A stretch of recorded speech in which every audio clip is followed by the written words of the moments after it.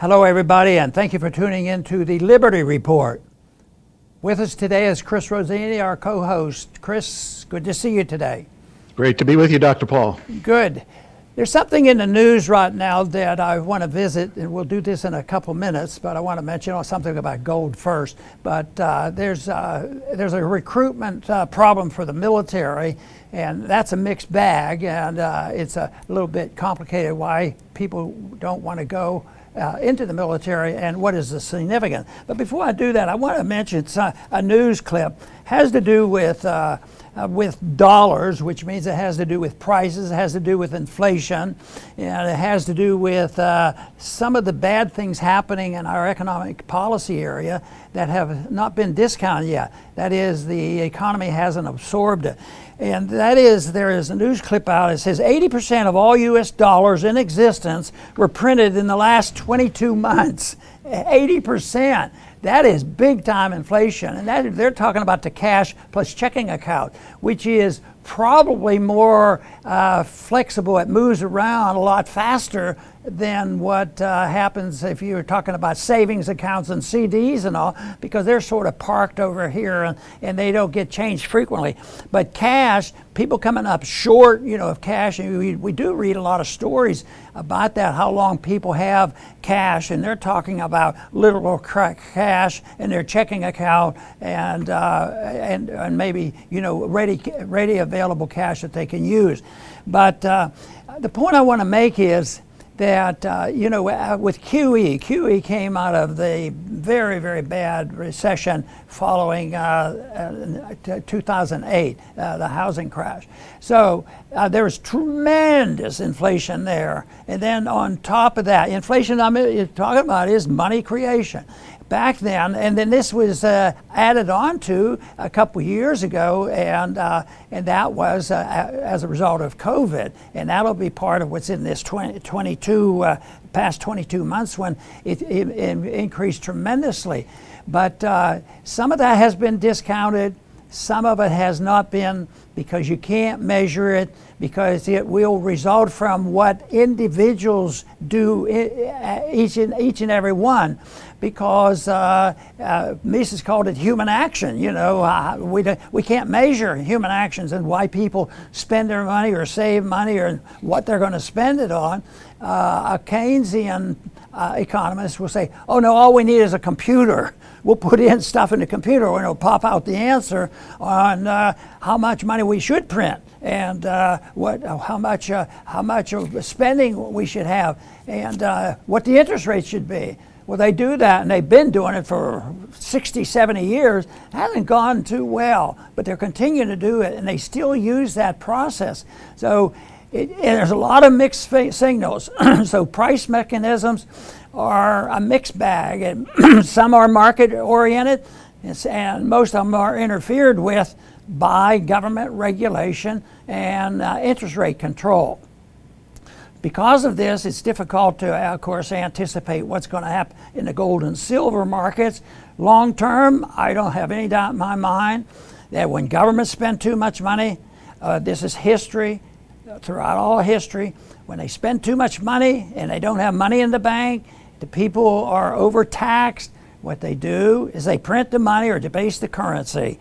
And I think that is what happened. So it makes it harder for people to protect. Because if you look at the long term, having gold is the protector. I mean, it's the best thing people know. Because, it was, there was a time when $20 got you an ounce of gold. And look, it's dipping right now and adjusting. But now it's up to almost $2,000 at a time, and that's all coming back. So long term, it's going to happen.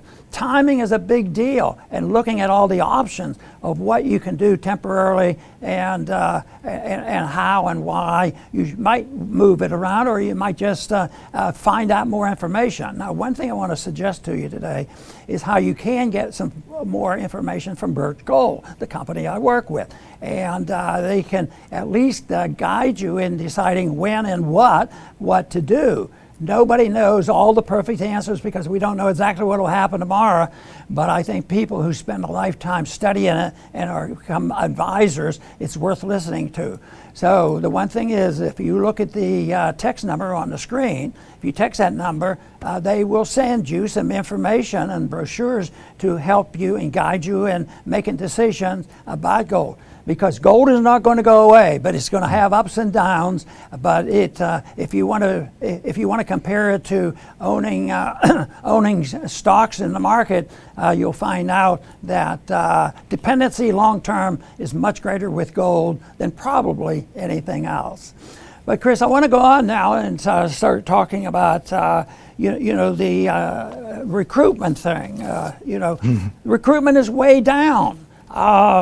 And one reason is employment is up, but the employment, I think, is a fake type of recording right now, because if you inject a lot of money, think of it as getting away with counterfeiting, that will stimulate things and people will feel better. And right now, the situation is where people aren't wanting to go into the military. There are some shortcomings, but it's been happening.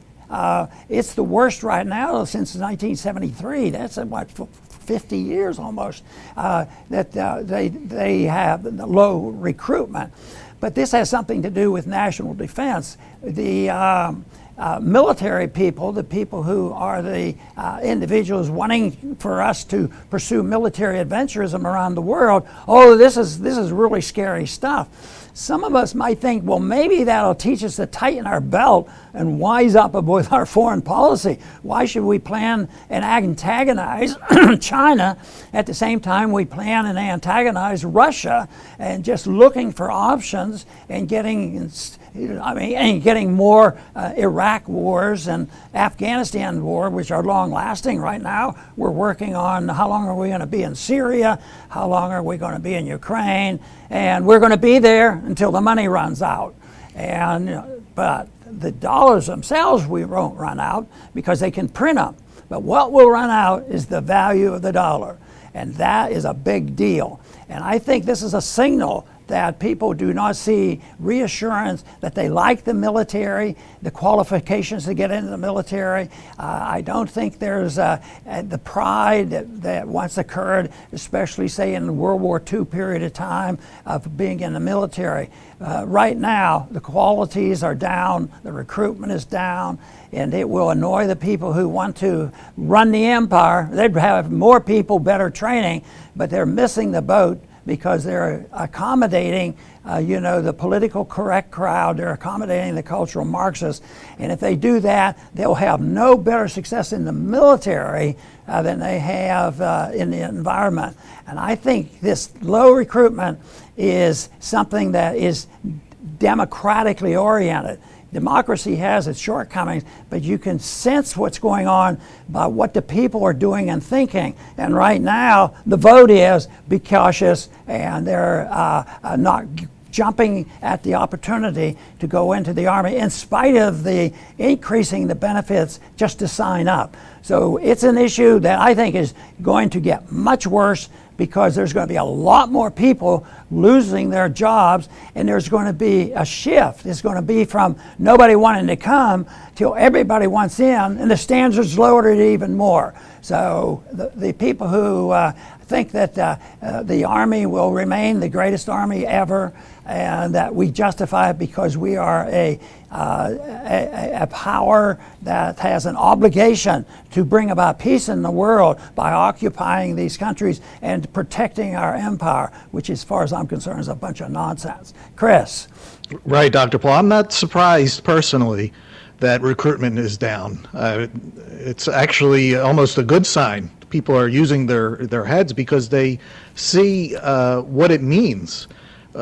Just my entire life has been highlighted by one war after another, and it's not like we win these wars. They're unwinnable wars. I mean, we know what happened in Vietnam, Afghanistan, now Iraq. People are coming, and we know people that actually went, and now they have to look back at this and wonder why. It's the policies have been outrageous. So of course people are like, I'm not going to do that. And then you had the vax debacle, where you were kicked out of the military for taking a vax that we now see does not prevent, you from getting COVID or spreading it. So, but they were trying to force it on everyone or kick you out.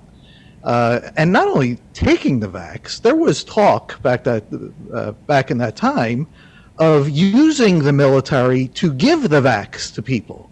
So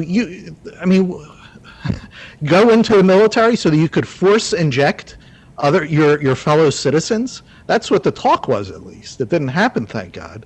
And then finally you had the whole woke thing that is just infesting the military. And all of these things, one after another, are just keeping people out. And based on those things, rightfully so. This is not what the military is supposed to be for, Dr. Paul. There's no doubt about it. I saw some statistics also that said it's really perturbing the Republicans because they're always more hawkish. So it is said.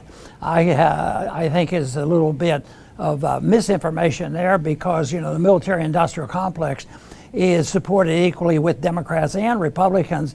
The Republicans are more bold in saying this is a political plus for them to be. The more militant you are, the better it is, easier it is to get votes. But that will change, and I think the quality is going to go down. But I still see this as a problem. It's messy. It's going to continue. It's bloated. The training is changing. The fighting force is not like it has been in the past. But the whole thing is what would be a good benefit from this is maybe it would draw attention to our foreign policy. How many people do we need? They always come up with a figure right now looking for umpteen thousand more people, and that we're coming up short. It's going to be a bad year. Well, what would be so bad about bringing some troops home? Maybe the troops could be used on the border or something. As they've been privatized or used by the state, because we don't want the army being there, even though people are making a pretty strong argument that there is an invasion coming and it's hurting us very badly. But just think of all the money we spend recruiting, getting people into the military and training them, and then sending them over to Ukraine and getting in the middle of a war that we helped create by participating in the coup in 2014 by throwing out an elected leader, Democratic elected leader in Ukraine, and we're over there. And yes, they say the troops aren't on the ground, and none, to our knowledge, if there are any, is few, are being killed. But our bombs are killing people. The hostility is there. The money is still being spent. And the people who are injured never forget. Matter of fact, part of the problem we're having right now with Iran is, can you believe they still remember that we took out an elected leader in Iran in 1953? What's the matter with you guys? Don't you ever forget anything? No, they don't. They don't. Americans forget stuff, and they don't remember some of their own history. But, the people who have suffered the consequence of our actions, they don't forget. And that's why all our activity is very significant. And right now, it looks to me like a wonderful opportunity for somebody to sit down and let's make the foreign policy appropriate for what we think is best for our country, to defend our country. And quite frankly, I think if we minded our own business, we'd be a lot safer and a lot richer. Right, Dr. Paul. There is a legitimate purpose for the military. And, we and Dr. Paul and the Ron Paul Institute are very critical of the military-industrial complex and the policies, but not the military per se, not the troops that go in. That's why the troops loved Dr. Paul's presidential campaign, because the purpose of the military is to protect your country. It is not to go around the world and try to police the world any more than I can go down my street to each and every house and go and try to solve everybody's problems. It's impossible. I would fail miserably. Our country, our government, has failed miserably trying to go and police the world. Nor is it the purpose of the military to go and force other countries to be like you any more than me going down the street to each house and try to make them just like me. You're going to fail miserably if you try that. Our country has failed miserably trying to make the Middle East or any other country in Africa, anywhere else, just like us. You can't do it. So it's the policy that's the problem. The purpose of the military is if you have a country that is built around the ideas of liberty, you need to protect that, because we live in a world with human beings that have the freedom to choose whatever ideas and philosophies they want.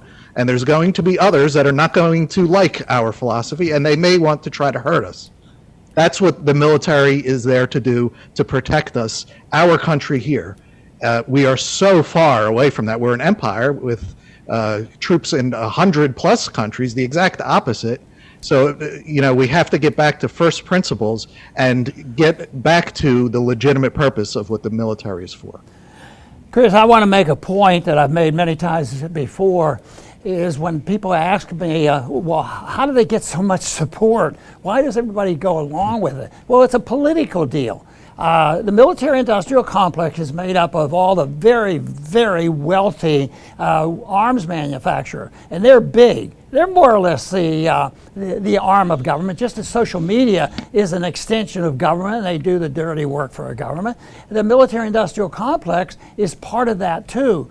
And so even the most progressive Democrats in the past, who are, institutionally speaking, they're generally anti-war and would vote against some of this, and they were very active during the Vietnam War.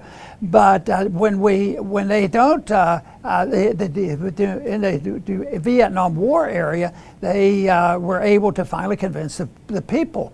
But how do they get the military and industrial complex to do this? They scare the people, just like the pharmaceutical and COVID. Scare them to death. If you don't do this, you're a killer and you're committing treason. But who's doing the propagandizing? Another arm of government, and therefore people say, well, there's still people terrorized, by COVID, in spite of the fact that the people spoke out and finally just quit, and demanded that to back off. But some people are so frightened that they won't back off. But the other one is a very real technique that they have. It brings Republicans and Democrats together. If they have a big project like a F-35 or nuclear aircraft carriers or submarines, a lot of parts go into it. And guess what? Some parts for some of these weapons, some of them come from every part of every state. Every state has something to contribute, which means that when the vote comes up, what you do is you're voting for jobs in your state. So if you don't vote for it, you've just canceled out the state, getting some jobs. But that's how they get the support, and they can justify, say, I'm a patriot. And if somebody doesn't do this, you're not patriotic. And they don't think about, how much damage it's doing. The policies are doing damage. And, and the people who suffer from the consequences. It's horrible. But I always thought this was just a terrible thing to do. Just distribute the largesse, get the jobs all around the country, pass through the bills, Republican or Democrat, the military gets what they want. Very good, Dr. Paul. I'll finish up. By reiterating, the problem is not military per se. It is the military-industrial complex.